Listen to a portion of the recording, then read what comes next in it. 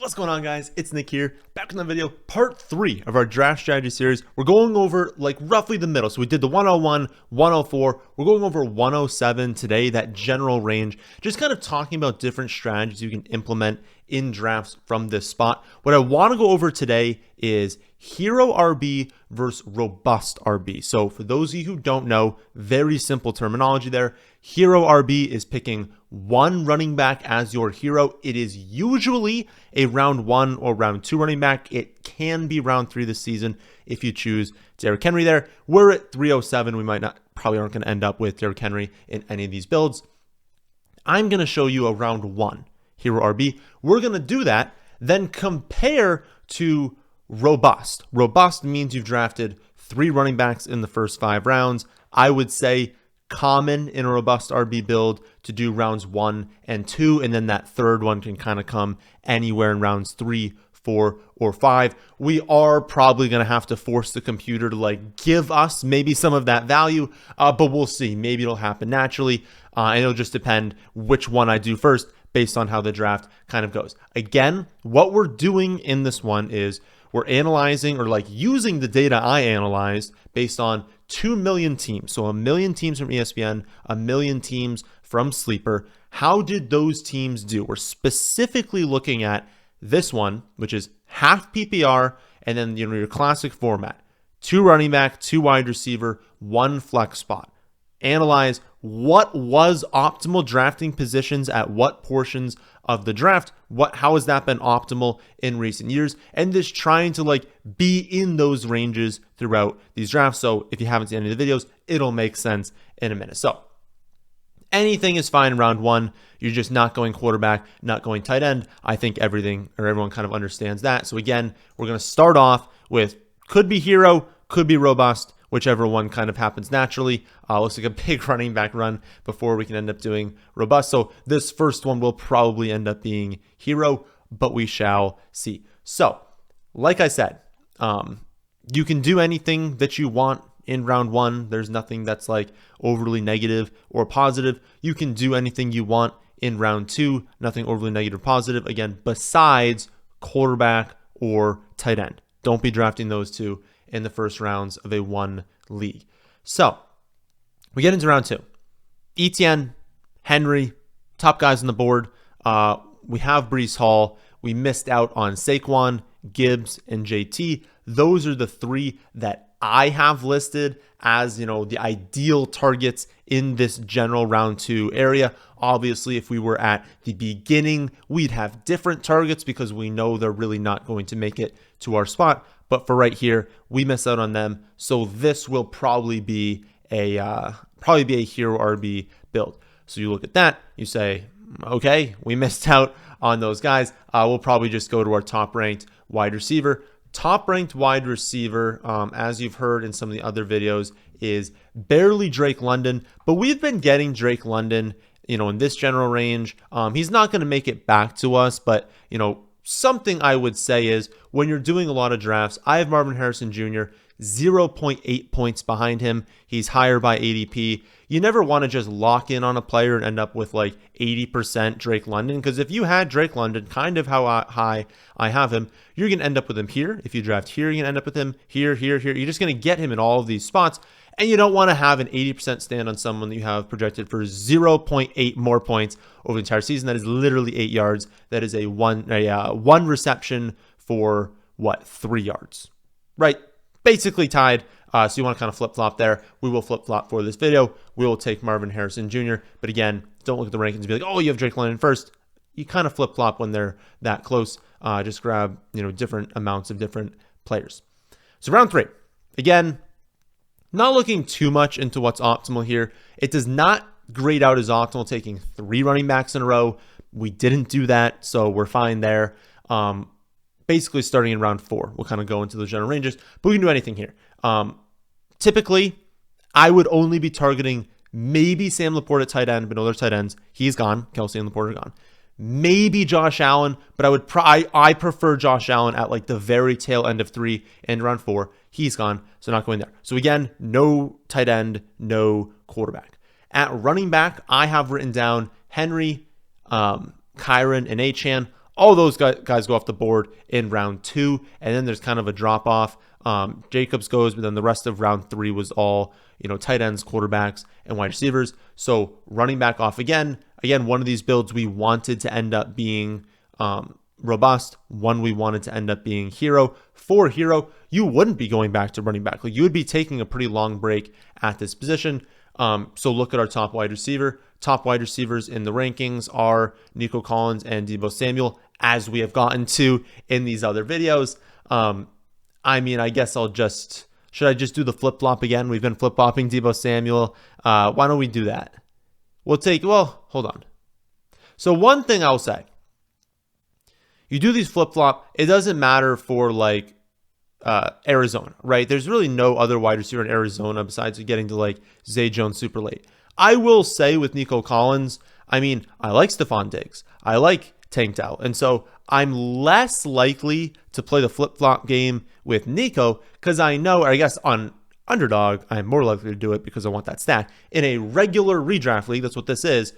I prefer not to have like a huge stack on one team in the early rounds just because it increases variance a lot in the couple games that they have a bad game. You just like lose, and I don't want to lose just if the Texans happen to run into a really bad game. They play poorly, opponent plays great. Like there's outs to where it's like, you just straight up lose because they ran into a rain game, and that kind of stinks, right? So I wouldn't do it as much with the 49ers. Who else would I be taking, right? We're not really targeting Kittle. You're fine stacking it with the quarterback. We've already missed out on McCaffrey, so we'll go with the rankings and we'll take Deebo Samuel at this spot. Okay, we're in the optimal ranges now. Now we're going to kind of focus on positions. So optimal range, leaving round 4 for running back, 0 to 2 running backs. We're good there. We can take a running back. 0 to 3 wide receivers. We're good there. We can take a wide receiver. I have written down for quarterback, Allen, Hurts, Lamar, Mahomes. One of them is available. First time in this series, videos 1 and 2, we have not seen the possibility to take one of these quarterbacks. Allen, Hurts, Mahomes gone, but Lamar is still on the board. So let's go over to him and let's star him. Tight end, Laporta, Kelsey, Andrews, all in consideration. Though I would say Andrews is like, I think he's fine at this spot, but I would prefer to get a little bit better value for Mark Andrews. So I would say for us, I wouldn't go there. I would be like, what, fingers crossed, maybe we get him in round 5, but I kind of want to get good value on tight end. I don't need to go and take him. Running backs, interesting. So this is the difference, right? We've been doing these videos early and then middle-ish. It was the 104. I didn't really know what to call that, early or middle. It's kind of on the fringe there, right? When we've gotten to this round 4 pick, it's been gross. And that's caused us in the early portion here to be like, well, listen, maybe we want to lean towards a running back like Derrick Henry at this turn, because if we've been overloading at the wide receiver position, it hasn't been great because all these really good running backs really start to just not be there at the end of 4 into 5, and it feels like you're reaching into a gross range. Well, now we're moving into more of the early part of round 4, and then the next video, when we go over probably the 111 or something like that, it's going to be even better chance that we get a pretty strong running back at that spot. So another kind of hit on, I've said this year, I don't think there's a best part of the draft. I genuinely believe this season you can build a great team from any pick overall. This is a benefit of mid and late, is that in this 4th round, you have some of these extra running backs that I really like. So who are the ones I really like? Ken Walker, David Montgomery, and then drop off, right? Aaron Jones, older running back, can probably get him in the late 4th into the 5th round. So taking him into the more early to mid 4th just doesn't feel as good. Stevenson, love him, but you can definitely get him in round 5 at times. James Conner, White, Swift. There's problems with all these running backs. I would say Ken Walker, listen, he's a great value this season.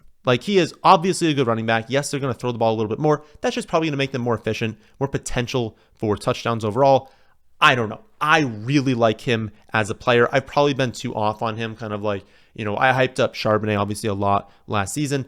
I think Ken Walker is a great player. I think, pairing him with Breece Hall in this build, I think makes sense.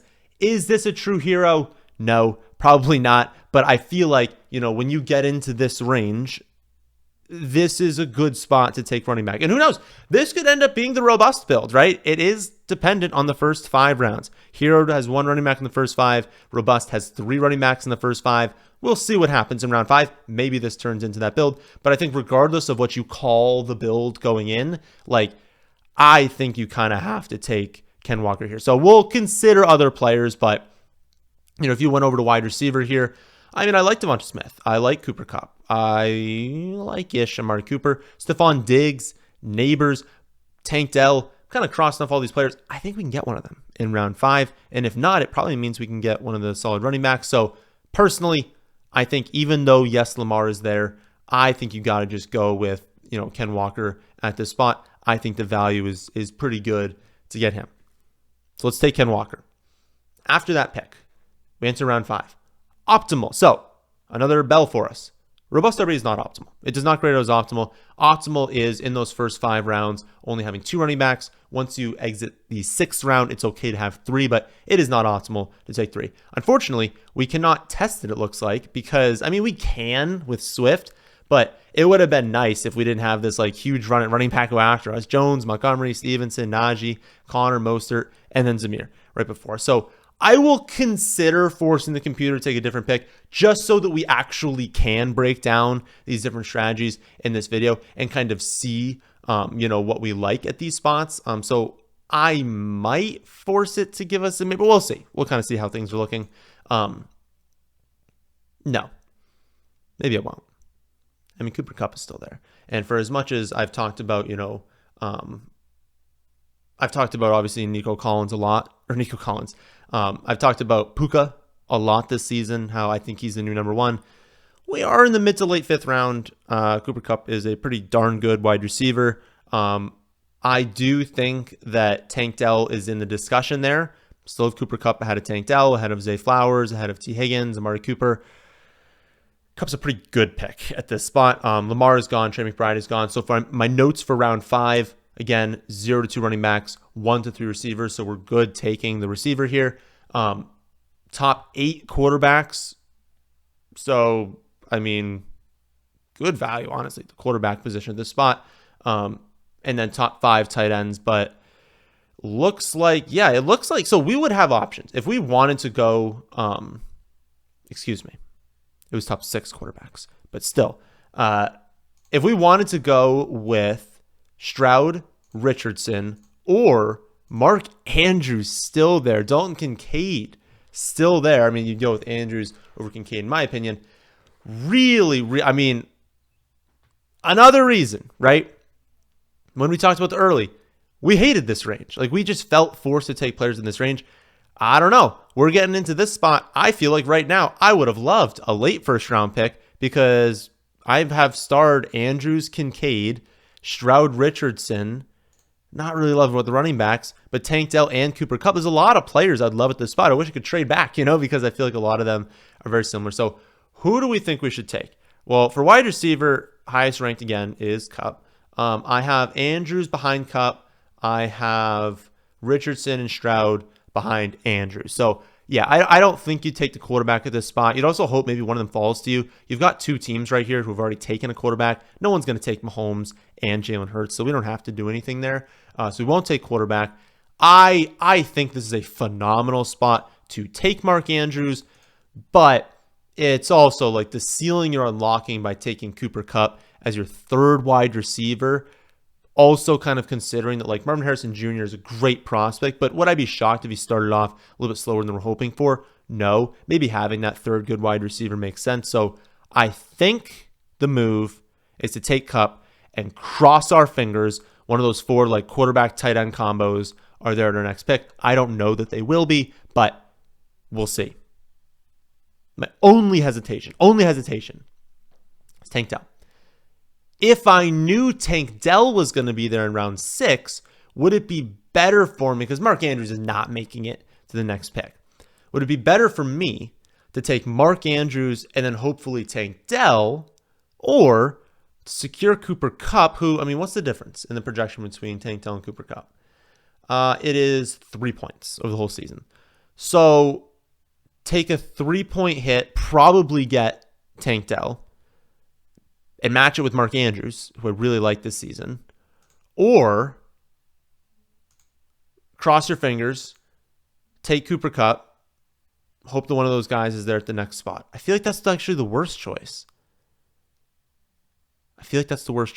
Because also, if we think about the future, you're not supposed to, so the study says when you exit round 7, you only want 3 receivers. So if we take Cooper Kupp here, we are going to, in the next 2, we're not supposed to take a wide receiver. So we aren't supposed to do Kupp and Tank Dell to have 4 wide receivers and to have not attacked tight end, not attacked the quarterback position, not grabbed a 3rd running back. Like, we're supposed to not be doing that. And I love Tank Dell. I'm going to take Andrews. I think that's what my gut is telling me is like the right move to take at this spot. So we grab him. Stroud goes. Richardson goes. Kittle, Kincaid also off the board, which is great. Whenever you take an early tight end, you want tight ends to go off the board. So we're not going to go quarterback. We're not going to go tight end. Tank Dell is there. So Tank Dell is there, but Pickens is there too. Flowers is there. T. Higgins is there. But I mean, we made this move for Tank Dell. I don't want to say it's a huge drop-off, but I have Flowers and Higgins basically projected for the exact same amount of points. Mini drop-off into George Pickens, but the gap between Flowers and Tank Dell is 4.5 points, which is like, not a ton, but I mean, I really like Tank Dell this season, so I'm thinking we grab him. We're still good with being optimal in the study. Round 7, optimal range. You need at least 1 running back. We have it. No more than 4 running backs. We're good. Even if we take one, be at 3. You need at least 2 wide receivers. We're good. We have 3, but no more than 3. Again, like I've talked about, round 7 is kind of a fringe point. You're allowed your 4th wide receiver in round 8. You're allowed a 5th wide receiver in round 9. So the model wants you to wait just a little bit longer and grab that wide receiver, that 3rd one in round 8. I think it's close enough to where if someone fell, you can definitely take that 4th wide receiver just 1 round early. I just wouldn't keep doing that. I wouldn't then take like your 5th one where it says to only have 4, your 6th one where it says to have 5. Like, I would maybe do it for 1 round and then back off, get back into that optimal range. So I think you're still fine with wide receiver. If you wanted to go wide receiver, I was listing them off. It'd be George Pickens, and he'd be a really good pick at this spot. No tight end for us, but I have written down top 6. So if you want to take Pitts at this spot, that's also fine. Quarterback, I have written down top 10. That's through that like Dak range. There was a run at quarterback. You probably would not be taking quarterback. Well, you could go with Kyler, but Kyler I have after this. I would wait around before drafting Kyler. But again, actually we haven't drafted quarterback. But like I said, I'd probably wait on Kyler. Also, has a quarterback. Only 1 team does not have a quarterback, so you're only fading 1 person taking him. I think they probably will, to be completely honest with you, but it would be worth the risk. So let's look at running back. I mean, we have to have 1. We have it. Can I have up to 4? So we're like good at taking a running back in this spot. Problem is, and why we like having 2 kind of earlier on, is it's gross. Right? I mean, there's good options, but our boy Brooks is gone. Our boy Jalen Warren is gone. Swift went a while ago. Pollard's gone. So, not amazing. If I pulled up the running back rankings over here, we are looking at Benson, we're looking at Spears, and we're looking at Singletary. So these are the 3 running backs we would be wanting right now. Fine. Wouldn't say I'm in love with any of them given our build so far. Wide receiver.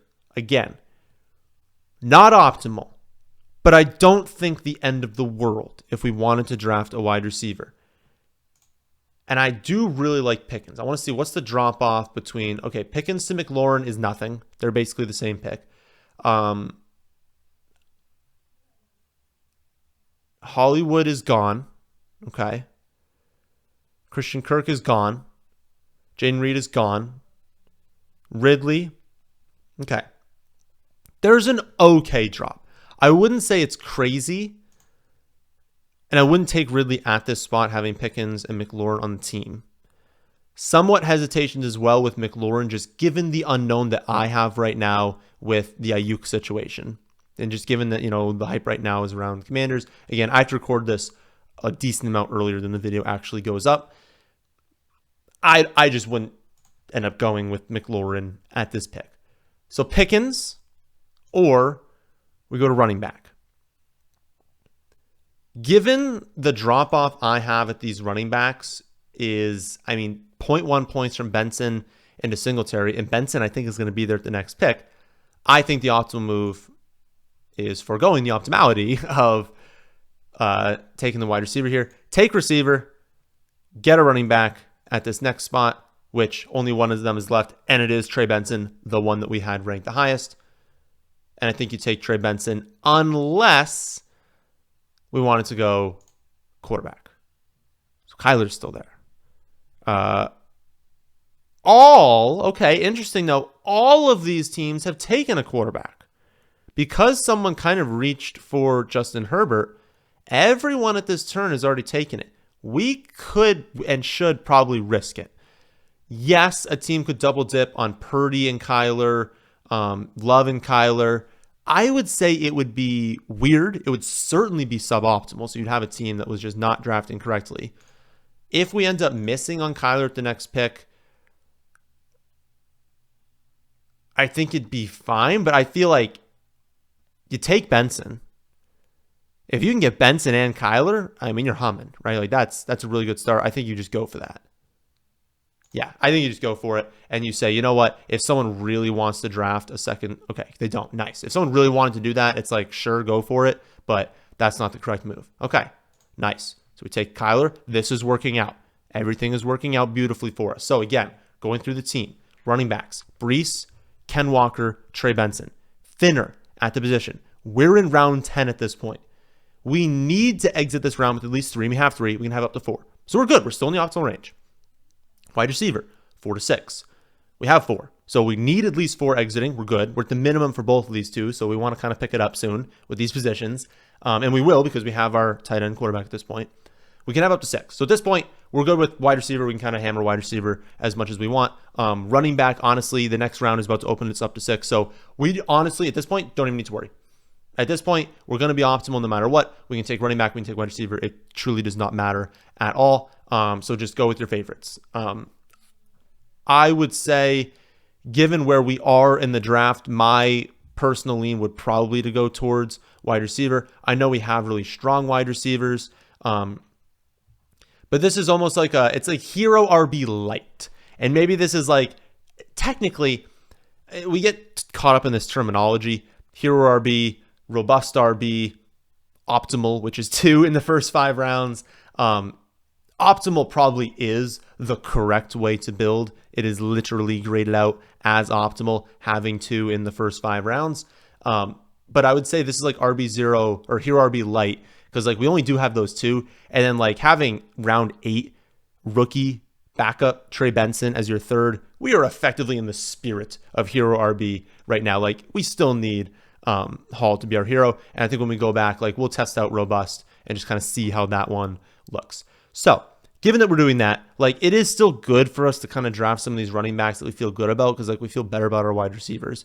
It's just like in this range, when I look at wide receiver, I like the upside of Brian Thomas, of Keon Coleman.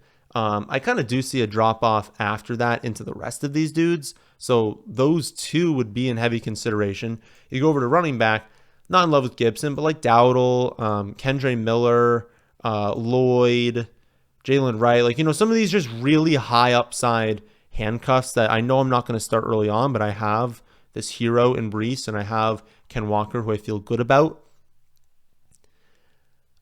I don't know. Comment section, what would you guys do at this spot? My gut tells me you probably have to just grab the running back. So who do I have graded out highest amongst these guys? It is Dowdle. I do, again, have concerns with Dowdle and just I just don't know if they're going to bring in another running back. But for right now, if they don't do that, he's obviously, what I think is the running back 1 on Dallas. So that's obviously got significant upside. Other running backs we like, Jalen Wright definitely stands out amongst everyone that is left right now. So it wouldn't be a terrible idea to grab him, especially because we know in redraft, we can grab Wicks, Pearsall in these kind of like 13-14 defense. So 13-14 defense can be Wicks, Pearsall defense. We only have 2 rounds before that. I would say we'd probably be fine only drafting 5 running backs. Brees, Ken Walker, Benson, Dowdle, a 5th, who I think we should probably just take Jalen Wright because he's the one that we kind of feel the best about. And then maybe we just hammer wide receiver after this. We go, because again, this part of the video isn't like hugely important. Take the upside options you want. 12 on is just take your dudes. And honestly, we were so optimal at the beginning portion. We just took our dudes starting in round 11. So we'll finish this off. I'll go back and I'll kind of do this thing a little bit differently. But yeah, I don't know. I mean, I guess if I wanted to end with, maybe we'll just end it a little bit differently. We'll do like, I'm not even sure there's anyone that I would, oh, Shakir. Okay, I would do Shakir, then Wicks, then Pearsall, then defense. That's how we'll end it off. Pearsall, and we'll describe this the top defense. Again, I haven't done like the defense research. So I think this went well. I think this is a really, really good draft. Again, don't worry about any like the grades, what they're looking at especially this point in the summer. A lot of people on the Fantasy Pros like ECR stuff just kind of haven't put good rankings in there basically. So we'll save this. I'll throw this off to the side. That is our team. I think it's strong. I think that's a very, very strong build. For those of you listening on the podcast, which you can listen to on Spotify and Apple Podcast, Kyler, Breece Hall, Ken Walker, Marvin Harrison Jr., Debo, Mark Andrews, Tank Dell, Steelers defense, bench, Pickens, Benson, Dowdle Wright, Shakir, Wicks, and Pearsall. A young bench, but I promise you guys, Wicks and Pearsall, good picks. Both probably not going to work out. I think one of them is going to be a really big hit, and we don't even need them to be a hit early on because we've got really, really strong players at the other positions. So exit that. What I said early on was we're probably going to have to force the computer to give us something. What I want to do is I want to see what the build looks like if we go back to redo here, right? And I edit, let's just make them take like a wide receiver. I probably should have written down who was available. Well, let's make them take Marvin Harrison Jr. Let's just say, they took him. Let's say they went for, Kyron. It doesn't actually matter because Kyron would be drafted after. Okay, well then we'll make them go Marvin. I want to show you guys what would happen if we went robust. So let's say we get lucky. Breece Hall goes and you're like, ooh, I have heard wide receiver is really, really important, but look at this. Like, look at the beginning I'm having. Breece Hall and Jonathan Taylor could be the top 2 running backs. You'd probably need a McCaffrey injury, but let's just say they could be top 3 running backs. And like, we haven't seen it in recent years where like those running backs really, really produce. It doesn't mean it can't happen, right? Even a few years ago, like if you started off with Breece Hall and Jonathan Taylor, people would be like, what'd you have? 2 top 5 picks? It's just that wide receiver is going so early this season. Let's see what happens if we can kind of start off robust. Again, robust is 3 in the first 5, so we don't need to take a running back at this next one. Go over here. Okay. At running back, Rachaad White, James Cook, Mixon, Ken Walker. I think I would like to aim for Ken Walker in the same spot. I don't remember. I believe it was round 4 we drafted him in. I would like to, like in all of these strategy videos, keep as much the same as possible so that when we're comparing these teams at the end of this, we're only looking at very few moves, like only like 2 or 3 things that are done differently. So I'm going to try my best to remember exactly when we drafted players, but also it's just not going to happen perfectly. Like just the value you get is just going to be different in every draft, but I'll try and keep things as much as the same as possible. So if I were here, I'd be like, well, I don't have a wide receiver yet. I should probably start taking a wide receiver. I wouldn't take that 3rd running back. We'd go with Deebo Samuel. That would be just a very easy decision to make there. Wraps around. We just missed out on Ken Walker. Again, I'm going to force the computer to take Pittman at that spot so that we can just do our evaluation here. And then we will take Ken Walker. This is robust. This is you saying, all right, I'm good. So at this point, you want these runs at running back because you're not taking your 4th. The first time it's okay to have 4 running backs is exiting round 7. So for these next 2 rounds, you are not to take a running back, okay? And you wouldn't because the value kind of falls off. So we've got Breece, JT, and Ken Walker. And honestly, it's the first time you're allowed to take a running back. It does not mean you need to if you've already done so here. The first time you would theoretically need to take a running back would be round 11. That'd be the first time. So we could actually go 1, 2, 3, 4, 5, 6 consecutive rounds now not taking the running back position, which might be something that we opt for. Round 5, I'm fairly confident we took Mark Andrews in round 5 last time. If I look over here, it was Breece. We had Ken Walker, Harrison, Debo. Yeah, we ended up going with Andrews, I believe, and then trying to get Tank Dell in the round after that. It's a little bit more scary avoiding wide receiver, but you can do it. The first time you actually need to leave a round with 2 wide receivers is round 7. So you can still do it. You can still take that chance. Again, it makes you feel a little bit more uneasy, but I'm pretty sure Tank Dell will be there at the next pick. So let's go Andrews. Let's go back to wide receiver, and let's take Tank Dell. Okay, things are working out. I think this is also a very, very strong way to build. We've got Debo and Tank Dell at wide receiver. We've got Breece, JT, and Ken Walker at running back plus flex. We've got Mark Andrews. These teams are also starting to take all of their quarterbacks again, so we might have that exact same outcome. Hopefully we do, and being able to get a good value on Kyler Murray so we can compare. We took Kyler in round 9, where we had 7 and 8 went by. It looks like we drafted Pickens and Benson, I believe is what we did in the last one. All right, good. Pickens would be a very good pick still at this spot. Running back. All right, go with Benson. Beautiful. Quarterback, Kyler. Nice. I'm not announcing too much because we kind of, again, went over the reasons we took different players. But let's take a pause after round 9, go over what we have. Again, Kyler Murray at quarterback. Our running backs are Breece, JT, Ken Walker, and Trey Benson. Wide receivers, Debo, Tank Dell, and Pickens. Thinnest, obviously, at the wide receiver position. And now in round 10, we're allowed to have 4 to 6. If we wanted to, we can just start hammering the wide receiver position. And maybe we want to. Brian, again, we were in this kind of spot before. Brian Thomas Jr., Keon Coleman. We opted to go with running back with Dowdle. At this point, that wouldn't be a smart move. We should go with our top wide receiver instead. I have Keon. I have Keon just a little bit ahead of Brian Thomas Jr. So we'll take Keon Coleman. Nice little value there in round 10. No crazy value at wide receiver in round 11. I don't think it would be bad to go with a running back, but I don't think it's needed. Like, you got to assume Breece and JT are carrying your team. You got to assume you're starting them basically every week, that Ken Walker is rotating into that flex spot a lot, or rotating into, if there is a bye week, if there's an injury, if there's something to where you can't start Breece Hall or JT, you're assuming that Ken Walker is also rotating into that number 2 spot, and that you're not really using your other running backs all that much. So to spend extra picks on them doesn't make a whole lot of sense. You really should just kind of keep attacking the wide receiver position. I would probably say Cooks. Cooks probably just makes the most sense. Wide receiver 2 on one of the most pass-heavy teams in the NFL. Going to be a top 5 scoring offense. Really started to click with Dak Prescott later in the season. Seems like that connection is going to grow into this year.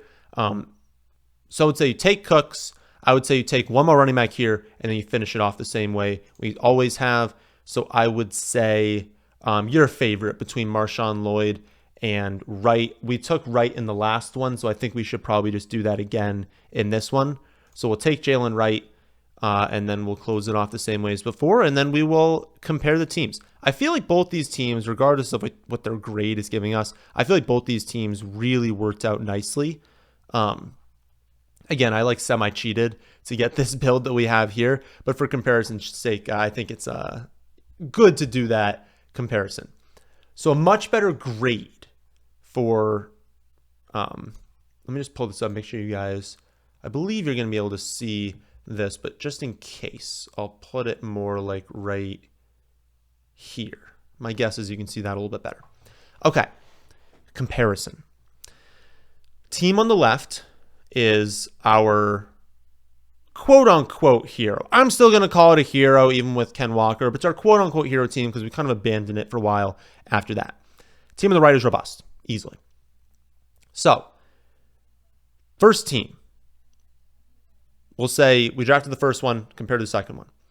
We upgrade to Jonathan Taylor, right? We upgrade, not even Ken Walker, we upgrade Trey Benson into Jonathan Taylor. That is obviously a massive upgrade. What do we get for doing that upgrade? Well, we have the same quarterback. We have the same tight end. It is basically both teams have Debo, both teams have Tank Dell, both teams have Pickens. You are upgrading Keon Coleman into Marvin Harrison Jr. There are other subtleties, but that is basically the difference between the two teams. One team has Trey Benson and Marvin Harrison Jr. The other team has Jonathan Taylor and Keon Coleman. So you decide which team is better, going with that hero, going with that robust. Their grade makes it seem like it's a bigger gap than I think that it is. It's probably just going to come down to, does Jonathan Taylor have a top 5 season? If he does, I mean, I think Breece Hall is too, so you'd be securing potentially 2 top 5 running backs. That weekly advantage, if they could both score 20 a week, is pretty insane, especially from a consistency standpoint. And to still be able to start, Debo, Tank Dell, who are starting in the other one, and you're basically just throwing in there like Ken Walker as well. I don't know. I actually think the robust RB team probably looks a little bit better. Again, I don't think the gap is as strong as the other one. But who knows, right? Like maybe Trey Benson on a run-heavy Arizona team does kind of start producing, into that range where it's like you could actually kind of rotate him into the flex spot, into the RB2 spot. I would just say I think this robust team has just a little bit more ceiling to it because if you can secure those top 2, and Tank Dell's as good as I think, you can use him at wide receiver 2 pretty easily. You're really just figuring out flex, and you have Ken Walker you can throw into the flex. I don't know. I feel like that team works out a little bit better. But let me know your thoughts in the comment section below. Both teams, I think we stuck to what is optimal. And if you want to kind of use that as your guide, the important part about this study was that it was flexible. So this isn't just everyone in all formats draft kind of like this. This study was, okay, if you're in PPR, how does that change? If you have 3 wide receivers, half PPR, 1 flex, how does it change? What if you're in a full PPR, 3 wide receiver, 2 flex league? Well, now, when is it okay to draft my 6 wide receiver? It's certainly different than if it's only a half PPR, 2 wide receiver, 1 flex. So everything changes.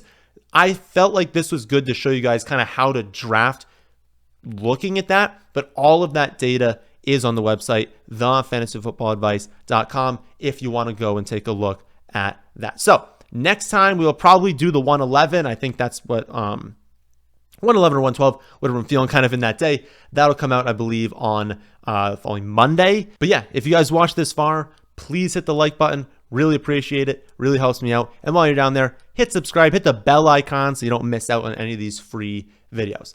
That, my friends, will be the end of this one. And thanks for watching.